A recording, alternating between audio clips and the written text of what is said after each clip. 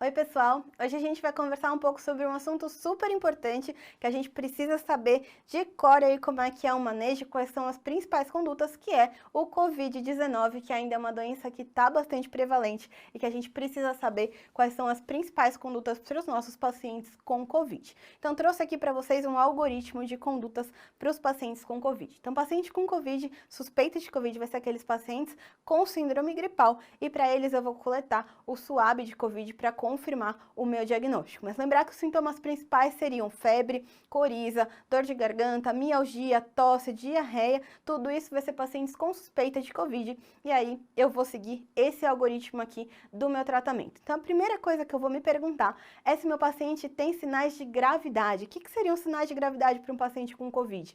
Dispneia, desconforto respiratório, uma saturação menor que 95%, pacientes taquipneicos com uma frequência respiratória maior do que 23, ou se ele é um paciente que tem uma doença prévia que piorou, descompensou dessa doença de base, são pacientes com sinais de gravidade.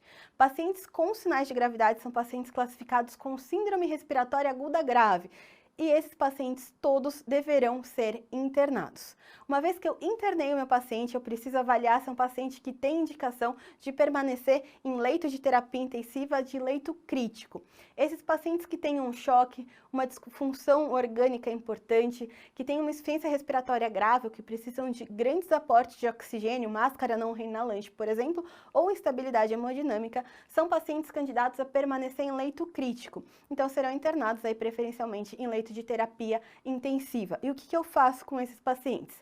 Não está indicado entrar com antibiótico de rotina para esses pacientes, a não ser que tenha alguma suspeita de sepse ou infecção associada. Esses pacientes, eles vão receber suporte de oxigênio conforme necessário, guiados aí pela saturação. A gente sabe que tem um benefício comprovado no uso de dexametasona desses pacientes com Covid que estejam precisando de algum aporte de oxigênio, e vou monitorizar as disfunções do meu paciente com exames complementares. Agora, se eu internei o meu paciente, ele tem sinais de gravidade, mas ele não tem critérios para permanecer em leito crítico, eu vou mantê-lo internado, por exemplo, em um leito de enfermaria.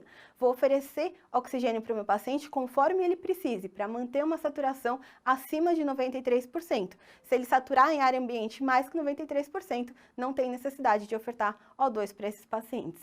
Nesse grupo também, a gente sabe que pacientes com Covid confirmado em uso de oxigênio se beneficiam do uso de dexametasona na dose de 6 mg por dia, e vou solicitar exames complementares para fazer o acompanhamento desse paciente, seguindo aí as suas disfunções.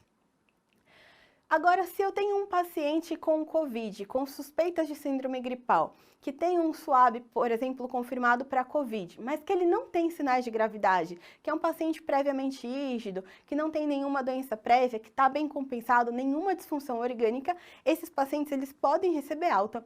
Eles recebem alta com sintomáticos e com orientações de sinais de alarme para voltar na unidade de saúde se tiverem aí algum quadro de desconforto respiratório, hipotensão, febre alta persistente, qualquer sinal de gravidade que esse paciente deve retornar aí no serviço de saúde. Lembrar sempre de notificar os casos da Covid-19 e enquanto a gente não tiver SUAB positivo desses pacientes, enquanto a gente não souber que é um Covid confirmado, lembra de associar o tratamento da H1N1 para os pacientes que estiverem com indicação para uso de oseltamivir. Tá bom? Era isso que eu queria trazer para vocês. Não esquece de deixar o like aqui no vídeo, não esquece de compartilhar o vídeo com os seus colegas, e se você ainda não se inscreveu no nosso canal, se inscreve agora e não deixa de ativar o sininho para receber as notificações. Lembrando também o nosso curso do PS-Med de Medicina de Emergência, se você ainda não conhece, aponta o QR Code aqui para a tela para você conhecer agora. Obrigada e até a próxima!